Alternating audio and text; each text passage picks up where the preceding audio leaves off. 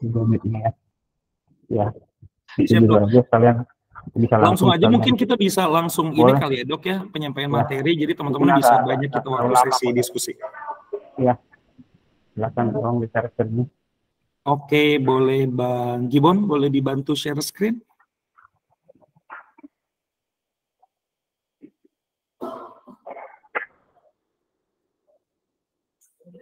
Aku banyak nih beberapa ngeliat nih peserta-peserta yang kemarin ikut pelatihan nih, ada Kak Leni, Kamira, selamat bergabung, teman-teman Kak Adel juga bergabung, teman-teman juga yang baru bergabung, selamat bergabung. Halo Kak teman-teman. Chandra. Halo semuanya. Halo Kak Chandra. Iya. Nah, gimana Bang Gibon, sudah bisa di-share screen materi-materinya?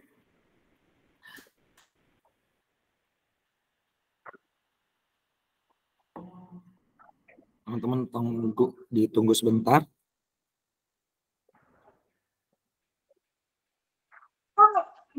Mas Chandra, izin sebentar buat on cam ya. Boleh, silakan Kamira.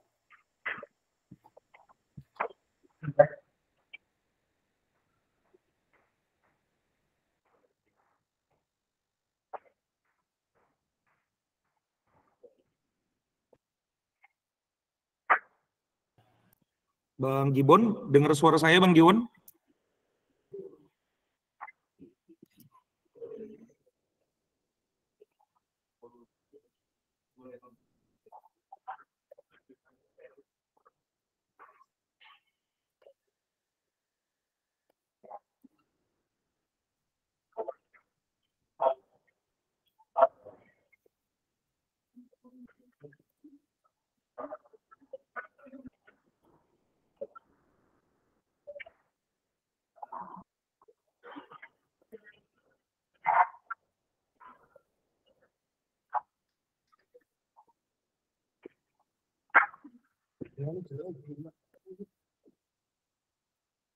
Oke, Dok, izin sudah terlihat, Dok? Betul. Silakan. Baik, Dok, silakan, Dok. Ya, kita mulai ya. Ya, di sini ada layar. Saya coba ingin paparan tentang alur layanan Abang ya, secara keseluruhan nanti. Secara keseluruhan pelayanan BPJS di Polisi City. Ya, next. Jadi jenis layanan di kita itu ada beberapa poli ya. Di lantai 1 itu ada poli lansia, poli PCT, poli PD, layanan 24 jam, dan poli ISPA. Untuk lantai 2 ada poli kaya, ibu dan anak, poli imunisasi, dan ruang bersalin. Di lantai 3 ada poli anak, poli captain, dan poli gizi. Lantai 4 ada poli tindakan umum, poli IMS, poli gizi, poli PTM, kirana, poli UBM, dan laboratorium. Nah, poli-poli ini nantinya biasanya kita kadang-kadang suka kerjasama juga sama poli-poli yang lain. Misalkan ada audit, dia punya klinis yang ke arah diabetes. Mungkin nanti kita akan arahin tuh ke poli PTM. Atau dia gizinya kurang, akan arahin ke poli gizi. Nah, makanya kenapa kita ada beberapa poli di sini ya.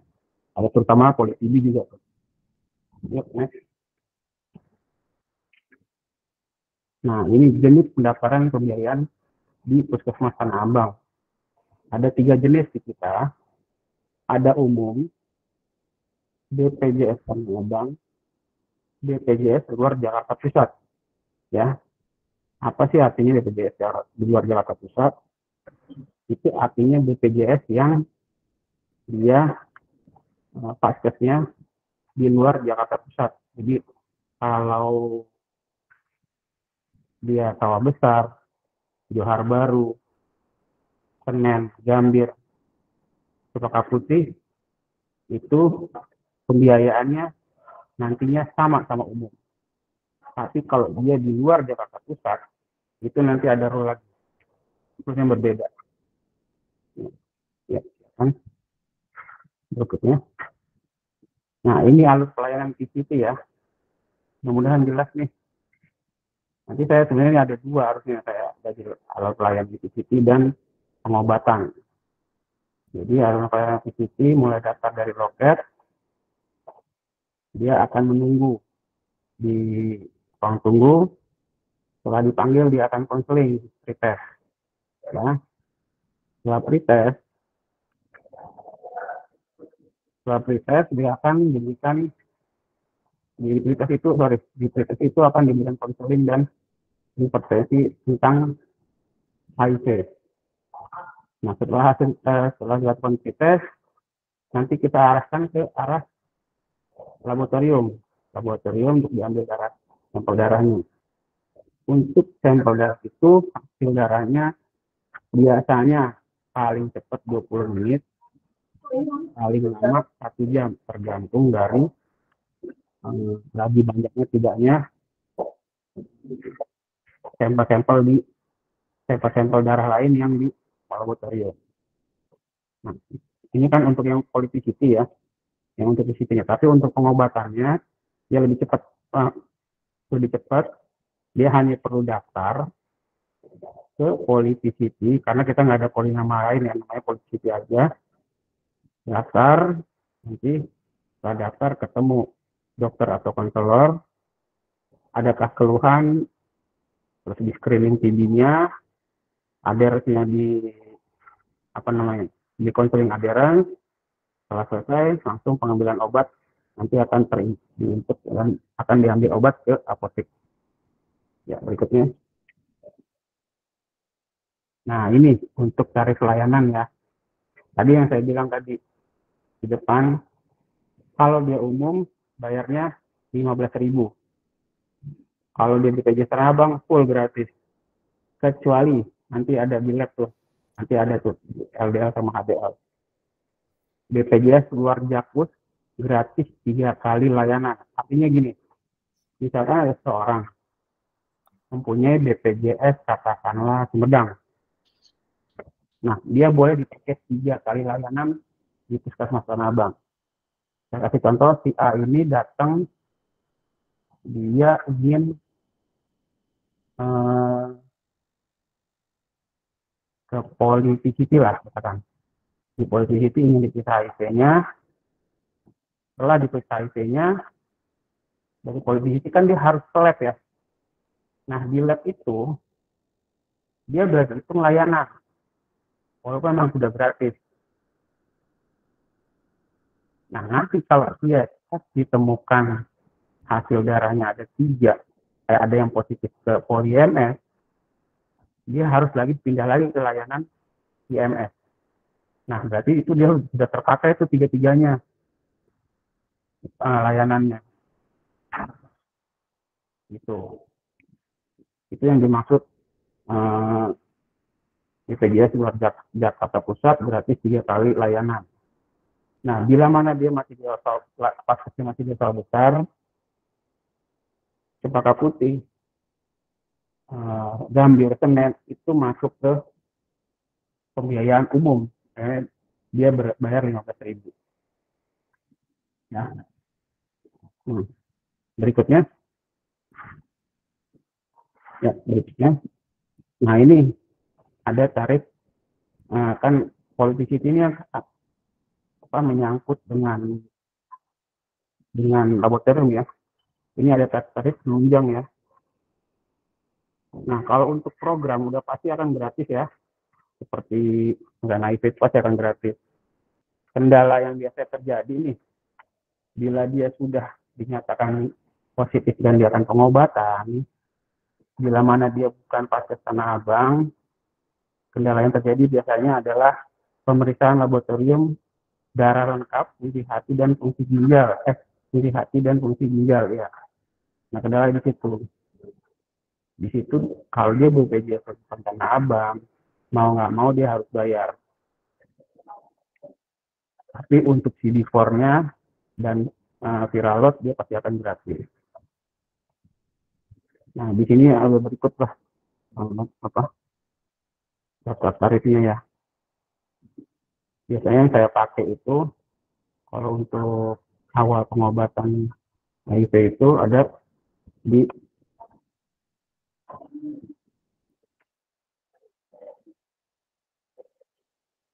lengkap. Nah, cuma darah lengkap 30.000, ureum 25.000, kreatinin 30.000,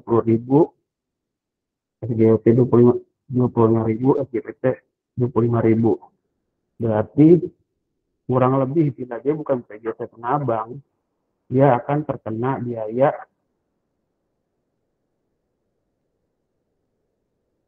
100 ribuan lah, sama lebih. Kalau BPJS bukan Tanah Abang.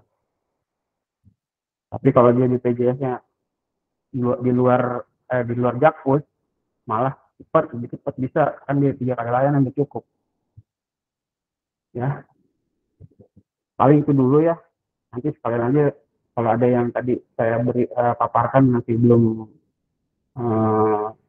ini ditanyakan lagi ke saya. Sudah Mas. Terima kasih. Baik, terima kasih Dr. Tommy. Jadi teman-teman tadi yang dijelaskan Dr. Tommy ada beberapa slide dan beberapa materi yang penjelasannya tentang alur bagaimana fasilitas kesehatan tingkat pertama yang khususnya di Tanah Abang. Nah, mungkin Dok, sebelum aku flooring ke teman-teman yang sudah beberapa nih raise hand dan juga menanyakan di kolom chat box, Dok, aku mau make sure yang tarif layanan pemeriksaan penunjang untuk rawat jalan penunjang kesehatan sederhana itu berarti khusus untuk pasien Tanah Abang itu free? Free, dan ya, kalau di luar Tanah Abang berarti dapat kesempatan itu 3 kali free ya? Ya, jadi 3 kali free itu saya tuh pengennya gini, lebih enak ya, karena biar dia walaupun dia BPJS-nya bukan Tanah Abang, dia luar Jakarta Pusat, kalau dia datang dari pagi sudah periksa, dia kan bisa selesai dalam 1 hari. Ya. Jangan ditunda lagi gitu loh. Oh, jadi jangan jangan di hari berikutnya, tetap di hari yang sama gitu. Di hari berikutnya berarti dia ada layanan berikutnya. Nah, hilang lah yang 3 kali gratis layanan. Baik. Nah, terkait itu Dok, nah berarti untuk rawat jalan penunjang kesehatan sederhana yang tadi disampaikan itu, ya, jika walaupun ketika dia tetap ada di wilayah Tanah Abang, rutinnya berjalan gitu ya, untuk teman-teman yang hidup dengan HIV kan ada beberapa kali rutin ya Dok, pemeriksaan OTPT dan lain-lain, itu memang dijamin oleh pemerintah ketika di wilayah KTP-nya Tanah Abang itu free ya, kapanpun gitu ya. Free kecuali yang di luar Jakarta dapat 3 kali. Nah, ini nih teman-teman silakan mungkin apakah ini sebenarnya berlaku di semua puskesmas yang ada di Jakarta dan lain-lain atau hanya di Tanah Abang atau gimana Dok mekanismenya? Terkadang gini, saya pernah coba ada di puskesmas lain, mungkin saya nggak sebut ini. Dia itu tergantung manajerialnya. Kita kan pakai dana BLUD nih, dimana dana BLUD itu bisa puskesmas membiayai diri sendiri. Dok. Ada puskesmas rekan saya untuk darah lengkap, fungsi hati dan fungsi ginjal itu free tanpa dilihat BPJS-nya, selama dia masuknya ke poli PDP ya. Artinya dia memang akan pengobatan ARV. Enggak Mas? Jadi sorry dokter, berarti ada kebijakan dari beberapa puskesmas yang berbeda-beda gitu, nanti kebijakan berbayar dan tidak berbayarnya. Baik. Nah, jadi kalau kita masih ambil BPJS punya. Baik Dok. Nah, terkait ini teman-teman mungkin ada beberapa yang mau karena ini sistemnya kita nggak bisa menyamaratakan ya, karena Dokter Tommy di sini yang hadir dari berbagai macam wilayah nih gitu. Jadi mungkin teman-teman bisa mungkin ada yang berkenan sharing untuk di wilayahnya apakah sama nih dengan puskesmas Tanah Abang gitu ya, untuk layanan pemeriksaan penunjangnya apakah free atau beda gitu. Silakan. Ada teman-teman yang mau sharing atau bertanya mangga. Oh, udah ada nih Dokter Tommy dari Ibu Indah nih. Nah, ini dari Ibu Indah ini, Dok, saya menggunakan BPJS PBI. Saya sudah 3 kali menggunakan BPJS saya untuk berobat di Puskesmas Pasar Boni. Misalnya saya berobat ke puskesmas lain di wilayah Jakarta menggunakan BPJS, apakah masih bisa gitu. Jadi dia beda ke puskesmas, pindah puskesmas baru gitu, Dok. Gimana Dok hitungannya? Ini emang ada beberapa trik yang bagus nih. Seperti Ibu tadi bilang, kalau dia pindah layanan lagi, dia mungkin akan gratis ya. Ini tahu saya, misalkan gini, saya mau kasih contoh kayak ibu tadi di Pasar Rebo ya. Ya. Tiba-tiba dia pindah ke layanan puskesmas lain, kecamatan lain. Ya, dia mungkin akan mendapatkan gratis 3 kali pelayanan lagi. Kemungkinan besar begitu. Oh, oke. Berarti ketika dia pindah rujuk keluar gitu ya dok ya, pindah ke puskesmas lain, ya mekanismenya mayoritas sama ya dok ya, berlaku dari itu 3 kali untuk free layanan 3 kali lagi Ya. gitu ya dok. Cuman Ya. PR banget ya dok, maksudnya pindah-pindah puskesmas untuk itu. Ya, makanya lebih baik teman-teman notif itu sudah memastikan dulu pengennya di mana sih. Betul. Apalagi kalau dia memang alamatnya ber-KTP di Jakarta. Lebih baik. Nah, nanti itu kan masalah paskesnya. Kalau dia di DKI, dia bisa pindah pakai mobil JKN. Misalkan ada klien saya, katakanlah dia tinggal di KTP dia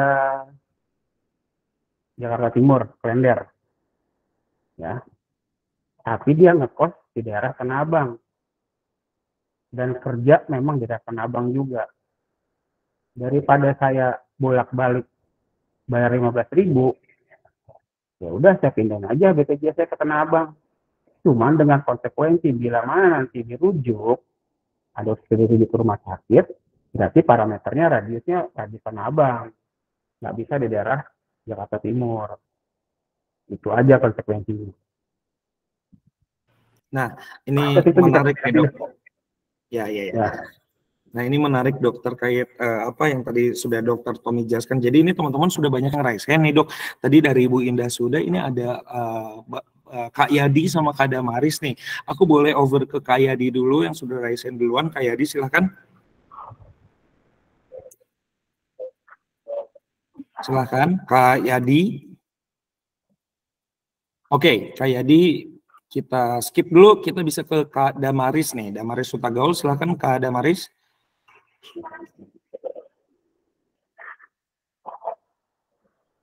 Halo, Kak Damaris. Oke, aku skip lagi teman-teman. Nah, kita bisa ke Kak siapa nih yang udah raisen, Kak Stefanus. Kak Stefanus bisa masuk, Kak Stefanus, silakan Kak. Ya, selamat siang. Terima kasih kesempatannya. Ya, ini saya ingin coba untuk menanggapi soal di mana kebijakan untuk menggunakan BPJS ini kan berbeda-beda di setiap layanan. Kembali lagi kita menanggapi untuk persoalan diadakannya BPJS itu kan untuk mencapai semua warga negara Indonesia itu mempunyai hak kesehatan yang sama. Artinya kalau memang kita, misalnya saya tinggal di Kota Bogor kan sekarang, saya ada kerja di Jakarta. Lalu apakah nanti dengan Reknas itu saya bisa melakukan pengambilan obat di layanan Tanah Abang kah, atau pokoknya di wilayah Jakarta dengan memang sesuai dengan apa yang memang sebagai aturan DPP BPJS itu. Di antaranya kami sudah melakukan itu ya bisa secara free gitu. Ya, Stefanus, berarti pertanyaannya jika pengambilan obat mau misalnya kakak di wilayah luar Jakarta, tapi untuk khusus pengambilan obatnya aja, apakah itu di misalnya contoh di Puskesmas Tanah Abang itu apa free? Itu gitu ya pertanyaannya ya? Ya, PBI ya. PBI, oke. Khususnya PBI.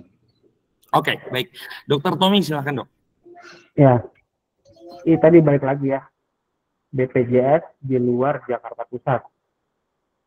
Ya, kembali lagi dari BPJS di luar Jakarta Pusat. Artinya kalau dia dari Bogor, bisa aja dipakai untuk kali layanan gratis. Nah, sebenarnya kan kalau ARV ini secara ininya gimana aja bisa dia. Yang penting dia tidak harus di luar provinsinya ya. Artinya kalau orang Bogor kan Jawa Barat, dia bisa transit di Jakarta, kan berhak 2 minggu kurang lebih ART-nya. Yang nggak bisa itu kan kalau di antara DKI. Baik. Oke, Dokter Tom, berarti kalau misalnya di luar DKI itu misalnya kita dari luar DKI tadi ya, misalnya kayak Kak Stefanus gitu cerita, Ya, berarti untuk kalau misalnya bisa aja di puskesmas manapun, tapi ya berarti berbayar untuk registrasinya gitu ya di awalnya, betul? ya, jadi registrasinya kan kalau misalkan dia ada BPJS, Mm-hmm. dia berlaku yang tadi 3 kali gratis layanan. Oke. Nah, tapi Ya. kalau untuk ngambil obat dok, misalnya tadi kayak ceritanya Kak Stefanus kan berarti kan dia mau ngambilnya obat di Jakarta aja nih gitu, walaupun dia domisili misalnya di Bogor, itu bisa-bisa aja kan, cuma Bisa. requirement-nya registration fee-nya ya harus dibayarkan. Betul. Oke, siap dok. Nggak ada. Oke. Registrasi tetap nasional. Ya. Dari Sabang sampai Merauke. Betul. Gitu, Kak Stefanus, apakah terjawab atau ada yang masih mengganjal mau ditanyakan? Enggak. Untuk sementara saya segitu dulu deh. Nanti kalau ada pertanyaan lagi saya lanjut ya Pak. Makasih Pak. Oke, thank you Kak Stefanus. Jadi teman-teman tadi terkait diskusi apa yang tadi disampaikan gitu ya, boleh Dr. Tommy dan teman-teman pertanyakan, berarti memang lebih dimudahkan sebenarnya Dr. Tom kalau ketika kita mengakses ARV di mana ya kita domisilinya di situ. Jadi kita bisa dijamin oleh pemerintah untuk akses secara gratis gitu ya dok ya? Ya, paling tidak begitulah. Jadi ya, paling tidak begitu, betul. Ya, Paskes Tanah Abang. Kalau dia mau udah Paskes Tanah Abang, bila mana dia ada keluhan yang lain dan harus ditangani oleh spesialis, kita lebih mudah merujuknya. Siap, betul. Setuju dok. Kita bisa langsung dari kita. Oke, baik Dokter Tommy. Thank you dok, tahan dulu sebentar karena supaya diskusi kita paralel gitu.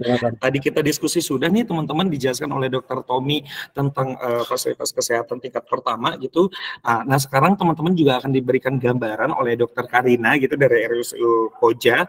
Nah gimana nih perbedaannya kalau misalnya tadi Dokter Tommy cerita di wilayah puskesmas seperti apa gitu. Nah kalau di rumah sakit kayak gimana? Nah nanti silakan teman-teman. Jadi teman-teman jadi ada gambaran. Siapa tahu teman-teman ada yang belum ngerti. Nah silakan Dokter Karina, kami persilahkan. Oke, terima kasih Mas Chandra. Assalamualaikum warahmatullahi wabarakatuh. Waalaikumsalam. Saya Karina Widyastuti, tim HIV RSUD Koja.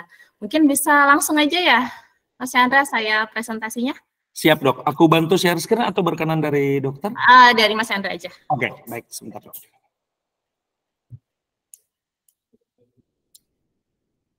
Oke, sudah terlihatkah dok? Belum ya? Oke. Nah,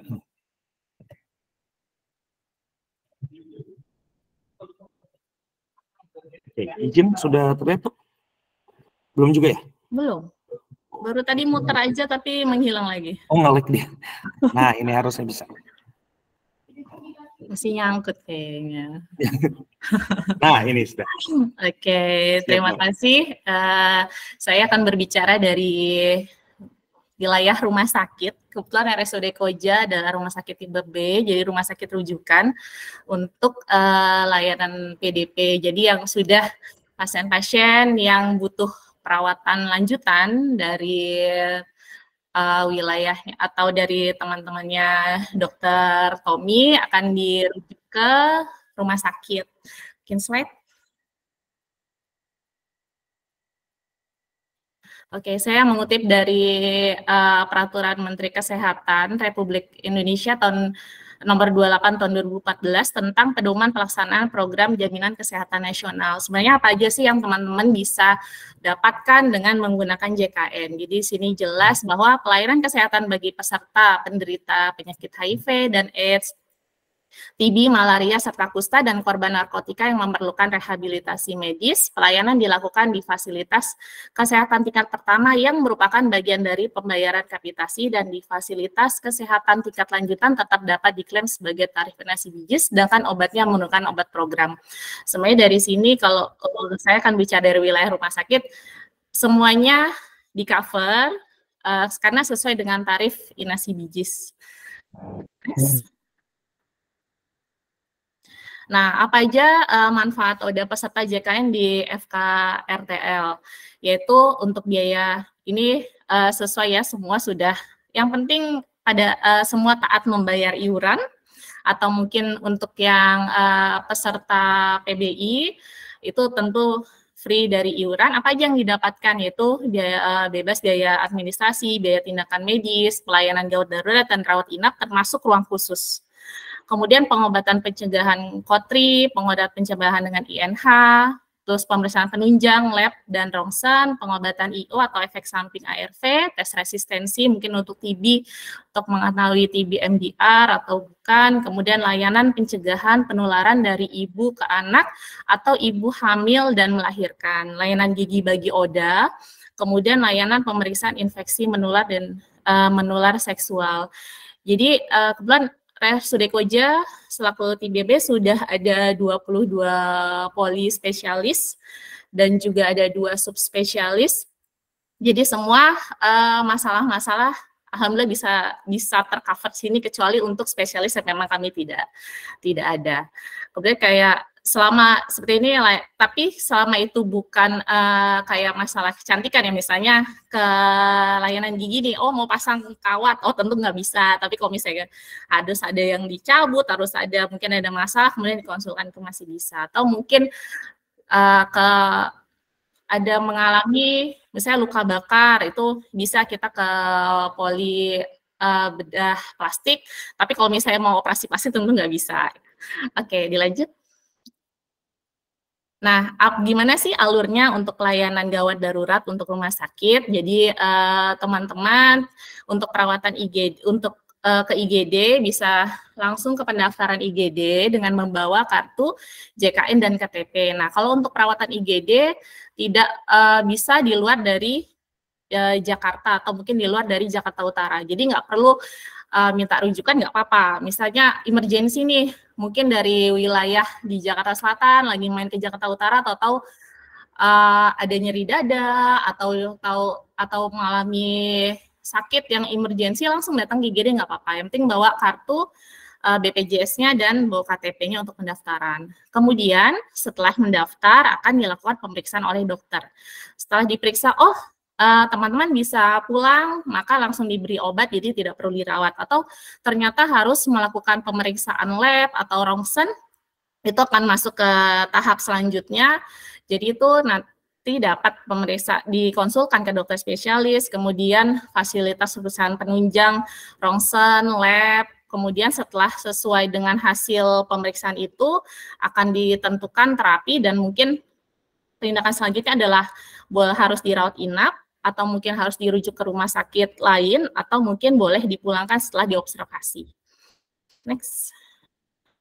Nah, bagaimana untuk perlawanan rawat jalan? Nah, kalau untuk rawat jalan, ini memang kalau menggunakan JKN agak sedikit ribet, karena ini sekarang ada rujukan berjenjang. Jadi kalau dari puskesmas bisa langsung ke rumah sakit, tipe B, kalau sekarang harus berjenjang, mungkin dari puskesmas ke tipe D dulu, ke tipe C dulu, baru ke tipe B, itu harus memang kita berjenjang. Tapi selama kita sudah punya rujukannya, itu semua aksesnya gampang, walaupun memang ribet di rujukannya aja. Jadi nggak langsung kita dari puskesmas bisa langsung loncat ke rumah sakit tipe B seperti Koja.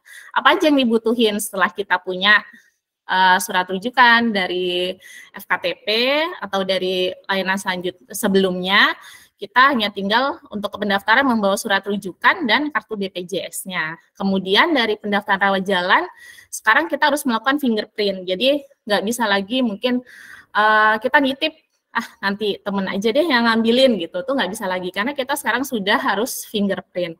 Kemudian di sana, di pendaftaran rawat jalan, untuk di Koja, kita mendapatkan fasilitas untuk memilih poli. Nah, kebetulan untuk di Koja ini, namanya di sini poli flamboyan.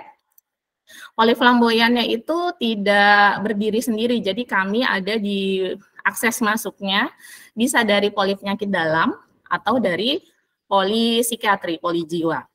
Nah, di sana di pendaftaran kami memberikan fasilitas untuk memilih polinya.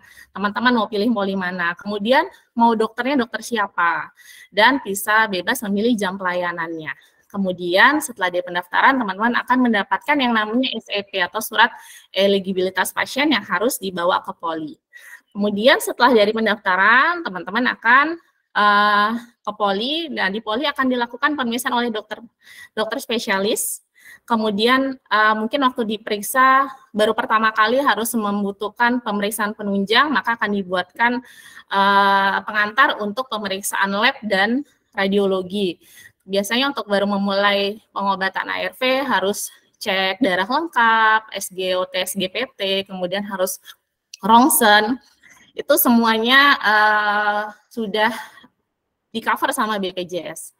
Kemudian direncanakan untuk melakukan terapi. Nah, kalau untuk yang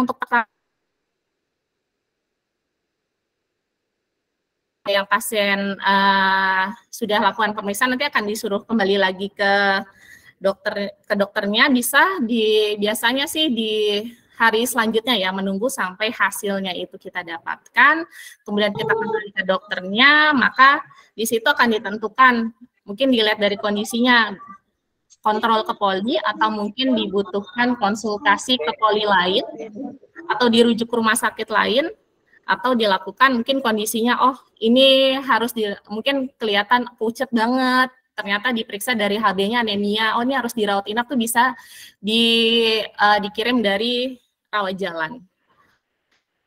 Next. Nah, bagaimana untuk yang rawat inap?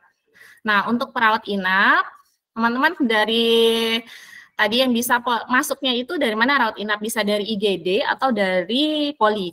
Nah, tinggal datang ke bagian admisi, membawa surat pengantar opnam yang sudah diberikan oleh dokter di IGD atau di dokter spesialis di rawat jalan, kemudian ke bagian admisi dengan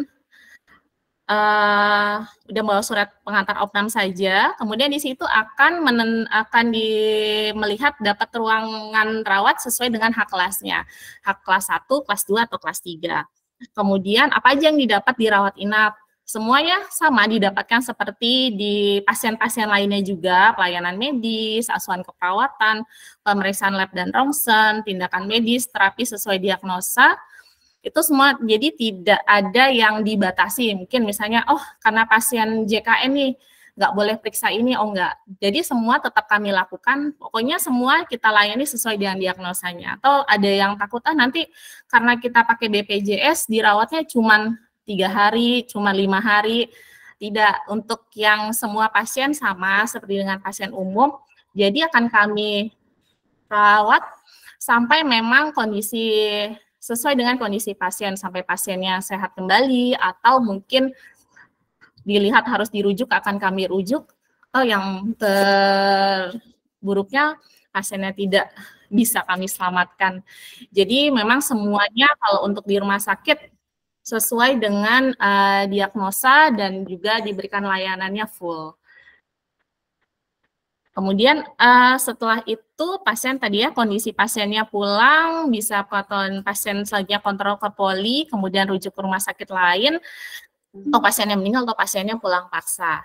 Oh ya, tadi tambahannya kalau untuk rawat jalan, 1 kali rujukan itu berlaku untuk 3 bulan. Jadi selama rujukan yang masih berlaku, teman-teman bisa berobat di rumah sakit, misalnya kan masuknya dari poli penyakit dalam, kemudian ditemukan mungkin sering keluhan ada kesemutan atau mungkin ada kelemahan setengah badan. Nah, dari poli dokter penyakit dalamnya bisa dirujuk ke poli saraf atau poli neuro. Jadi itu namanya konsultasi internal, jadi itu bisa berlaku selama 3 bulan. Jadi nggak perlu harus balik ke puskesmas dulu untuk untuk ke poli neuro gitu, tidak perlu. Jadi selama itu masih berlaku rujukannya itu bisa digunakan. Next. Nah, sepertinya sampai saja untuk bagian rumah sakit. Mungkin ada yang bisa kita share. Terima kasih. Oke, terima kasih Dr. Karina. Dok, sebelum aku over pada teman-teman yang sudah beberapa nih, kayaknya mulai kolom chat box dan lain-lain. Dok, tadi aku mau nanya dok terkait yang alur yang tadi dokter jelaskan gitu ya, untuk masuk ke VCT gitu ya. Apakah untuk poli psikiatri yang ada itu berarti memang buka setiap hari ya dok, kalau di RSUD Koja?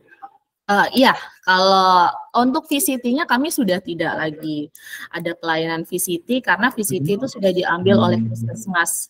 Oke. Jadi kami untuk layanan yang pasien sudah dengan positif. Oh, oke, baik dok.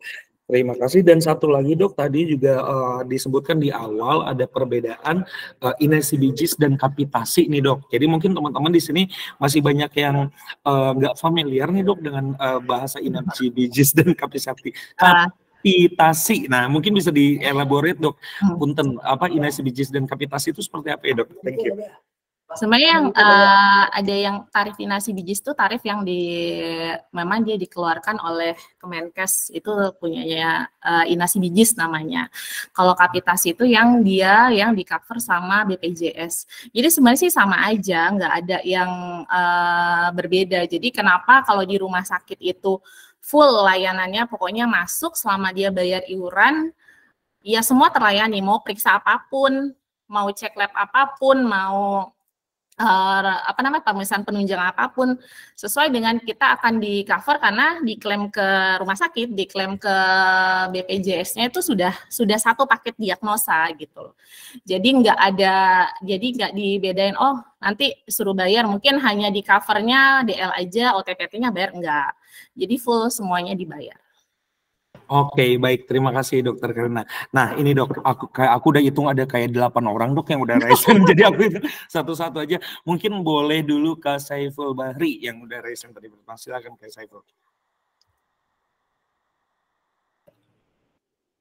Gimana Kak Saiful? Oke, 1, 2, 3. Aku next lagi berarti Kak Saiful, aku lower hand. Bisa ke Kak Carolina Febrianti, mungkin bisa. Kak Carolina, silahkan. Ini kayaknya suara saya kedengaran jelas kan ya? Oke. Jelas. Jelas kan ya. Oke, Kak Carolina juga aku next. Boleh ke Kak. Kak Carolina udah bicara. Halo Kak. Enggak, belum. Oh belum ya. Kak Carolina, oke. Aku next ke Kak Arif. Arif Mogoni boleh? Kak Arif yang raise hand. Mungkin deg-degan kali Mas. Waktu tadi ditanya langsung, apa tadi mau nanya ya? Enggak begitu nih. Kak Arif boleh? Nggak perlu open cam kok, teman-teman boleh langsung. Ya, diketik juga boleh gitu. Nah silakan. Kak Arif, oke. Kak Fitri, bukan nih. Oh ini Kak Risdianto. Bang Risdianto silakan Bang. Siang dokter. Saya siang Kak Risdianto. Saya Risdianto dari Tangerang. Ya.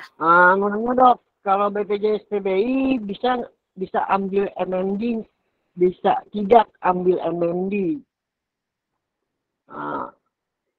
di rumah sakit. Kalau di rumah sakit tidak bisa, kenapa kalau di puskesmas bisa MND? Kenapa tuh dok? MND? Dok, mungkin untuk multiman dispensing dok yang 2-3 bulan ambil ARV itu. Oh itu. Jadi kalau misalnya ini, kalau untuk yang, karena memang kalau untuk BPJS itu masih berkutat di masalah domisili ya, kecuali untuk yang IGD. Kalau yang IGD itu BPJS dari manapun wilayah di luar Jakarta bisa kita pakai, tapi kalau untuk yang sudah BPJS untuk ke poli itu masih di wilayah. Kayak misalnya kita di FKTP-nya Jakarta Utara, ya dia bisa aksesnya di wilayah Jakarta Utara. Jadi kalau misalnya teman-teman yang di Tangerang, banyaknya atau mungkin pokoknya di luar wilayah Jakarta, itu masuk ke kitanya pakai umum. Oke. Tapi kalau umum juga berarti sudah bisa akses untuk multiman dispensing dok? Atau masih sistemnya masih per bulan teman-teman yang telechef ini harus datang dok? Jadi kalau untuk di Koja ya, selama dia patuh untuk dia di awal-awal dia masih harus tiap bulan nih kan kita harus ngecek ya dia ada reaksi alergi obat atau kondisinya mungkin ada yang dibutuhkan untuk perawatan lebih lanjut, itu masih setiap bulan harus datang. Tapi kalau misalnya dilihat oh ini patuh nih sama dokternya, dilihat oh dia patuh datangnya nggak pakai nakal-nakal, sama dokternya dikasih untuk 2 bulan. Oke, thank you Dokter Karina. Nah itu teman-teman, jadi untuk syarat BPJS, syarat MMD juga kalau tidak salah kemarin sudah disampaikan gitu, ada beberapa requirement yang sudah dikeluarkan oleh Bu Luki Kemenkes. Jadi jika tidak ada IO gitu terus dan lain kepatuhannya dinilai baik, tidak bolong-bolong gitu. Dan kalau nggak salah ada tambahan, kalau saya nggak salah ya Dok ya, pasiennya sudah viral loadnya sudah undetectable. Nah itu biasanya dari dokternya sudah diberikan diberikan MMD. Nah, thank you Kak Risdianto. Ini ada dua nih, Kak Risdianto dan Kak Rusdianto. Nah sekarang aku over ke Kak Rusdianto. Kak Rusdianto, ada yang mau ditanyakan Kak Rusdianto?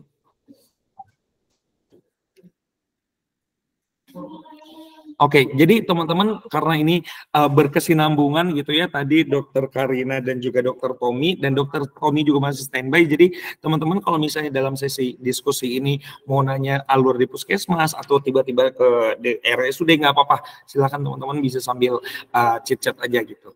Aku mau over ke Kak Firmansyah. Kak Firmansyah sudah raise hand, mau silakan Kak Firmansyah. Ini pada kepencet atau gimana nih? Sebenarnya memang ini pokoknya untuk teman-teman yang mau mengakses layanan PDP pakai JKN tuh enak banget gitu. Semua kalau untuk yang rumah sakit tuh di cover. Tapi ya itu mungkin untuk polinya aja ya yang agak ribet. Tapi untuk saya sih menyarankan memang kalau punya BPJS itu gunakan. Karena itu manfaat banget, jadi nggak perlu ngeluarin uang, cuma hanya butuh iuran ya. Kalau misalnya kelas 1, 150, kelas 2, 100, atau kelas 3 yang 42.000 dengan subsidi 7.000, jadi 30.000. Dan bisa mengakses semua layanan kesehatan. Jadi saya jadi promosi JKN ya.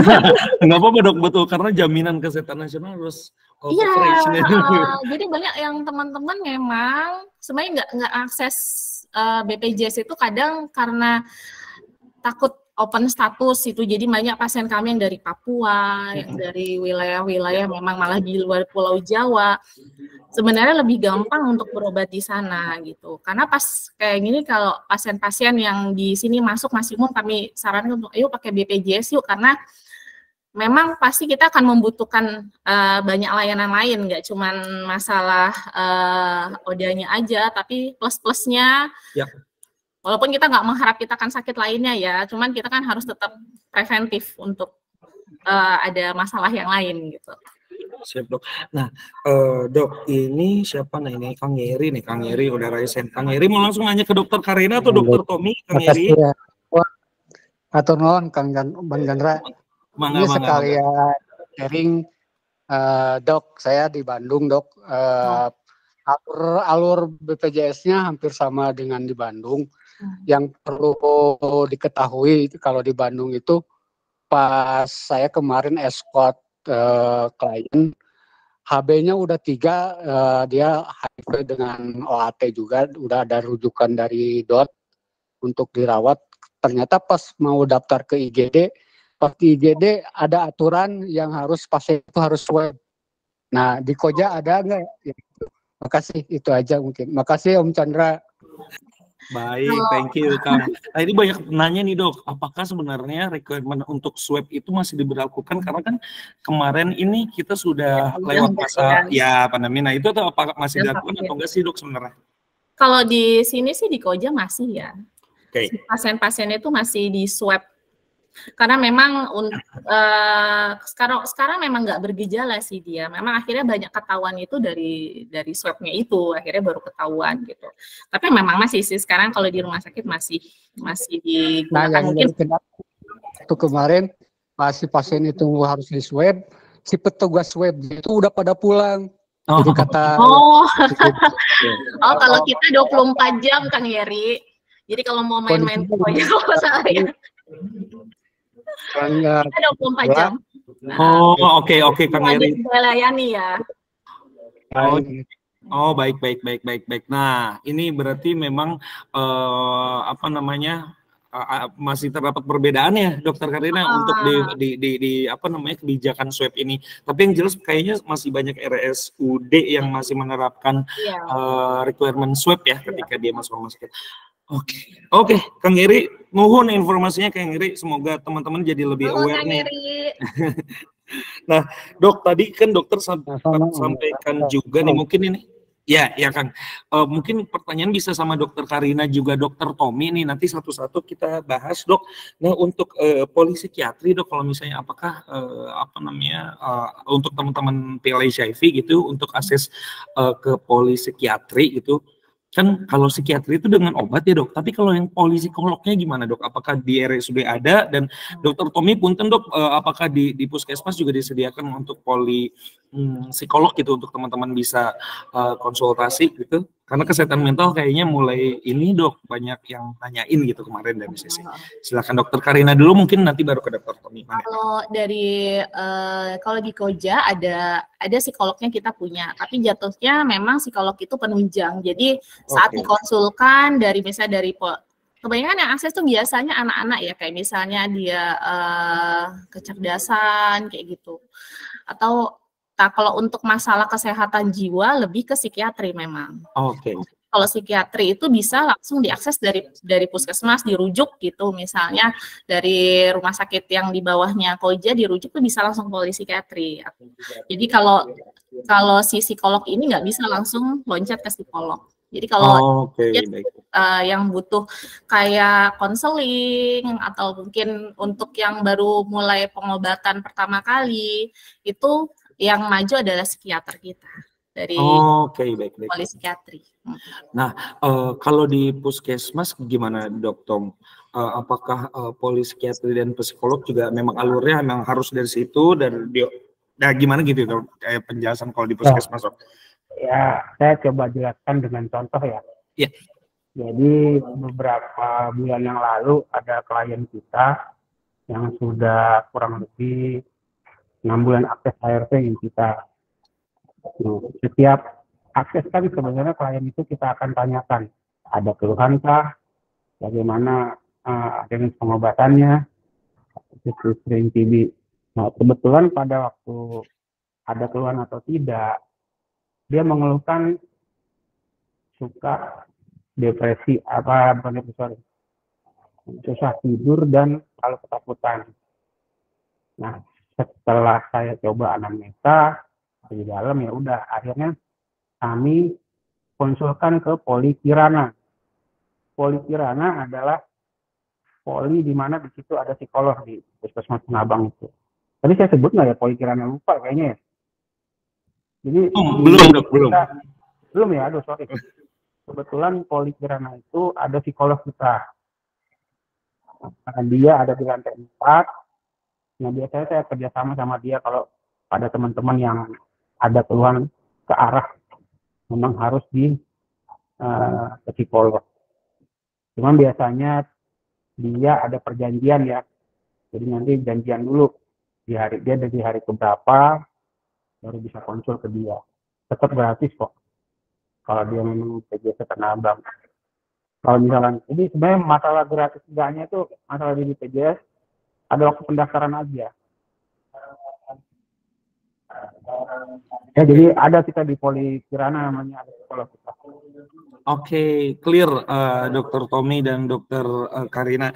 Soalnya tadi banyak banget yang memang raise issue untuk akses kesehatan jiwa ya, Dok ya. Tapi so far sudah clear gitu penjelasannya, memang disediakan mostly di rumah sakit, di puskesmas, dan juga memang jika diperlukan alur rujukan juga dari RSUD juga mengakomodasinya gitu. Nah, Kang Stefanus juga ternyata resen lagi. Silakan Kang. Silakan Kang. Mau ke Dokter Tommy atau Dokter Karina nih Kang? Silakan. Dokter Karina, selamat siang. Ya. Selamat siang. Untuk mendengar penjelasan tadi untuk di layanan rumah sakit RSUD Koja ya, Jakarta Utara. Artinya kami ya ngiri ya artinya. Ternyata kualitas layanan meskipun BPJS sudah berusaha menyediakan akses kesehatan bagi seluruh rakyat, kualitas layanan di beberapa fasilitas kesehatan yang bekerja sama masih menjadi perhatian, Dok. Artinya Yang di sini tadi sempat dokter bicara sebutkan semua di cover. Bahkan masuk IGD mau pulang hari itu juga ya tinggal pulang.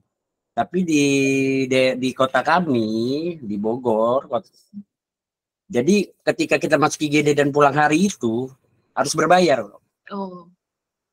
Begitu. Artinya apakah di sini ada terapan peraturan yang berbeda sesuai dengan undang-undang yang ada atau memang itu pengaruhnya dari peraturan pemerintah daerah itu sendiri, Dok? Itu yang pertama. Yang kedua, rujukan pelayanan spesialis sistem rujukan dalam BPJS seringkali menjadi kontroversi di sini. Artinya dalam berjenjang. Dan teknologi kita kan sangat sudah canggih ya, artinya sudah sangat bisa dengan database. Apalagi dengan namanya kita ada penyakit yang ngambil obat rutin setiap bulan, bahkan bertahun-tahun. Nah, untuk berjenjang ini kan bukannya tidak memakan waktu yang panjang, sangat panjang. Bahkan kami datang ke layanan tipe-tipe itu cuma minta rujukan. Itu bisa habis waktu 4 jam sampai 5 jam. Artinya kalau saya kerjanya bebas. Kalau ada sesuatu, saya juga harimau lah kerjanya kan gitu, Dok. Nah, kalau orang yang bekerja, yang akhirnya setiap bulan, apa setiap 3 bulan seperti itu kan hampir 1 minggu, Dok. Nah, ini yang saya apa namanya, ngiri gitu ya, asik banget ya di Koja. Apa saya pindah ke Koja aja, Dok ya? Boleh. Enggak. Saya dulu di Bakti, Dok, di Kebon Bawang, Dok. Oh. Iya, Dok. Nah, jadi artinya di sini untuk obat-obatan di cover pun tertentu, Dok. Ada yang di sini obatnya di cover, yang sana tidak. Saya cuma pernah berupaya untuk rembes. Artinya ini kan saya coba karena obatnya habis, memang di cover. Saya tebus di luar, di apotek luar. Lalu saya bawa balik itu struk. Tidak bisa dirembes ternyata. Nah, dari hal itu kan ada beberapa kekisruhan di sini, ada informasi yang kami dapat. Artinya ketika obat itu di cover sama oleh layanan kesehatan ini, tapi tidak tersedia, kita bisa ambil itu di luar. Katanya bisa rembes, ternyata tidak gitu, Dok. Nah, untuk hal yang seperti ini, apakah dari dokter apakah ada pemerataan akhirnya ke daerah kami juga, Dok? Ya, jujur kami sangat iri sekali.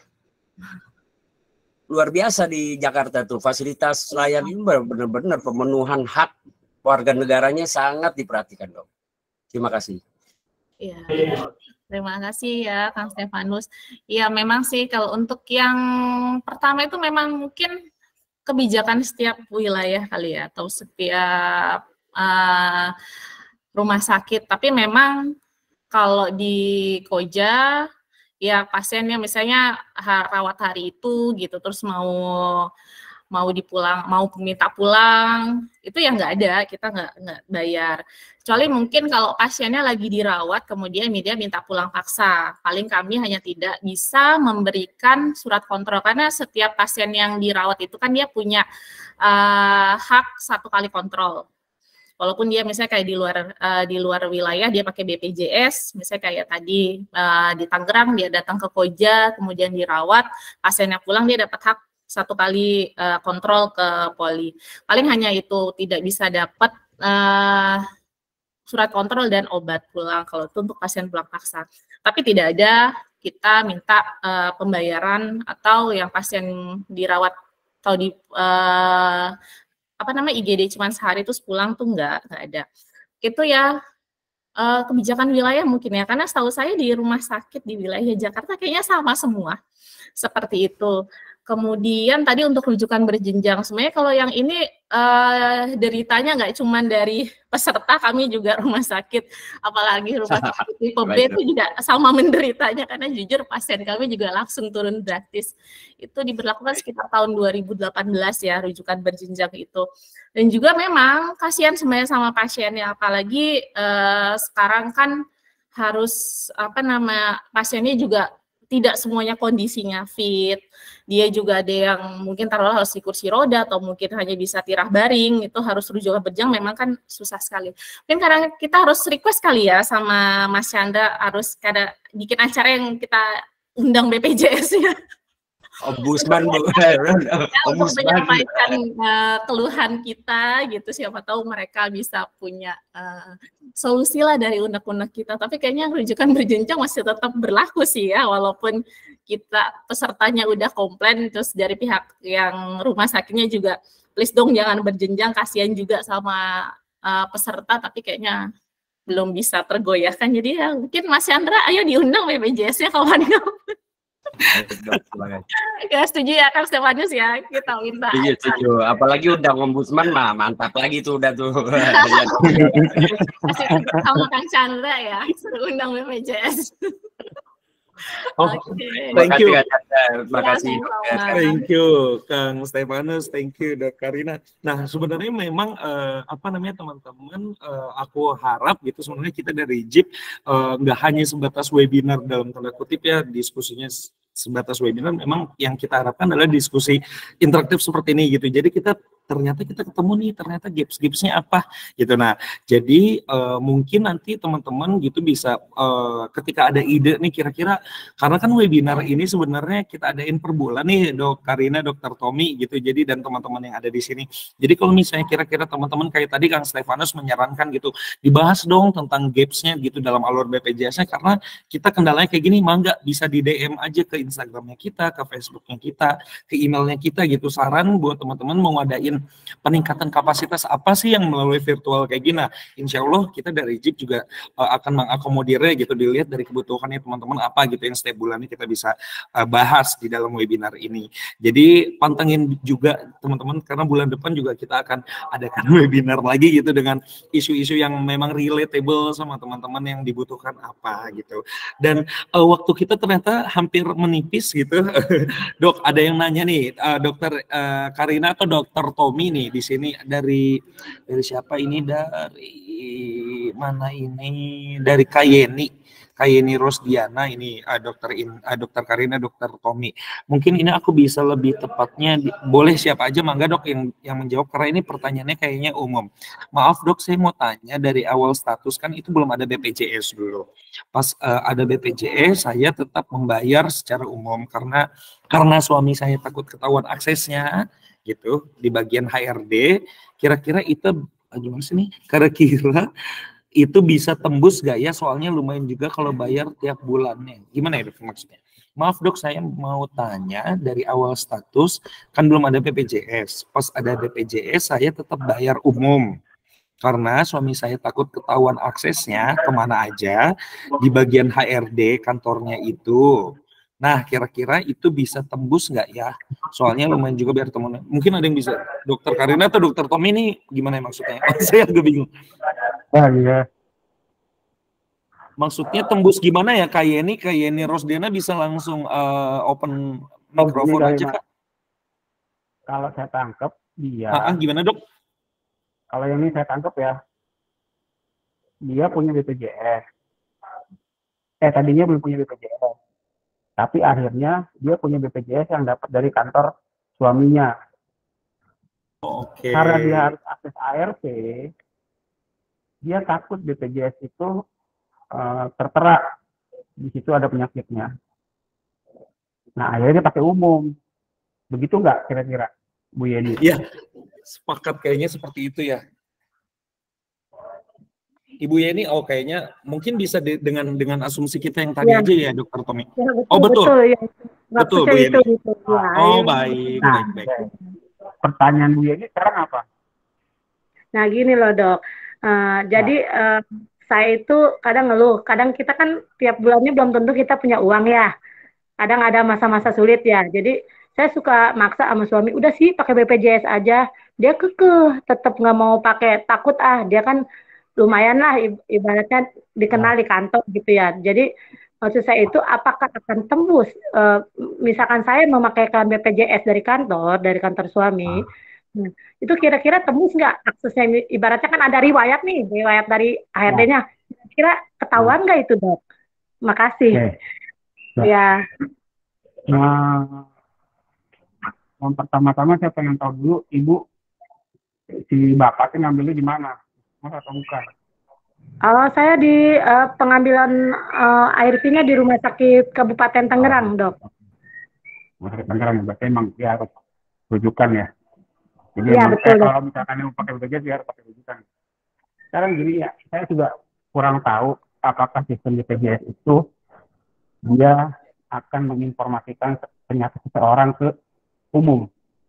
Tapi setahu saya, rekam medis, walaupun dia flu saja, itu tidak boleh disebarluaskan. Itu yang kita pantengin, yang kita harus tanamkan dulu. Rekam medis itu tidak begitu gampang langsung bisa keluar, kecuali permintaan dari pasien atau pengadilan. Nah, kalau itu sampai ke kantor, saya rasa itu bisa nanti bagian hukum ya, paralegal ya. Mungkin di JIP atau di LSM lain ada tuh. Bagaimana lagi kalau itu? Ya, Dokter Tommy. Betul. Jadi kayak ini, atau Dokter Karina ada mau menambahkan, Dokter? Iya, untuk Mbak ini memang benar tadi kata Dokter Tommy, karena memang itu kan termasuk rahasia pasien. Jadi kalau misalnya perusahaan ini kan dia hanya membayar aja uang kasarnya iuran kesehatannya, tapi dia juga nggak punya hak untuk tahu ini pas pegawai saya sakit apa ya gitu. Kecuali memang yang tadi yang bisa mengakses itu hanya pasien itu tersendiri. Bahkan keluarganya belum tentu bisa mengakses kecuali kalau misalnya dia dapat hak atau mungkin memang pasiennya meninggal kalau kita mau klaim asuransi. Tapi kalau ke perusahaan itu seharusnya memang dia tidak bisa kondisi kesehatan pasiennya, ke pesertanya, kecuali kayak misalnya udah lama nggak masuk tanpa kabar gitu. Dia bisa aja kadang si perusahaan ini bersurat ya, nanya ke rumah sakitnya, memang biasanya kan suka surat sakit aja gitu ya, masuk lagi nggak jelas sakitnya apa. Ada perusahaan yang akhirnya bersurat ke sebenarnya apa memang benar pegawai saya atas nama ini dapat surat sakit sampai sekian lama gitu. Paling kita hanya bilang memang dia terdaftar jadi pasien di sini, tapi kita tidak akan menyebutkan diagnosanya apa.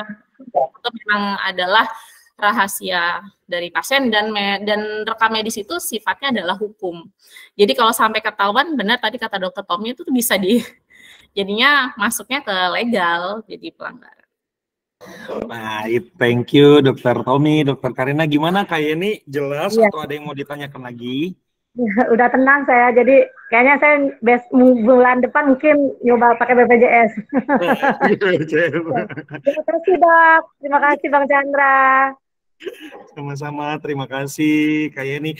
Dok, satu pertanyaan lagi aku boleh ditanyakan gitu kan, dan teman-teman yang lain punten banget karena kita ubah nih, dulu kita webinarnya panjang gitu, cuma kayaknya kalau kepanjangan juga nggak seru gitu teman-teman, biar datang lagi bulan depan, jadi kita batasin 1,5 jam. Satu pertanyaan terakhir nih teman-teman, kita tanyakan kepada Dokter Tommy dan Dokter Karina nih. Dok, maaf mau tanya nih, untuk cek CD4 dan VL, apakah itu bisa menggunakan BPJS? Karena untuk cek VL itu mahal Dok, kasihan kita yang nggak mampu nih dari BPJS juga kadang-kadang harapannya bisa mengcover cek VL dan CD4. Nah, ada dua sudut perspektif dari Puskesmas dan RSUD. Silakan mungkin Dokter Tommy bisa Dokter Karla. Silakan Dok. Kalau dari saya ya, ada beberapa hal yang ingin sampaikan. Saya coba di sini kita berpikir dewasa.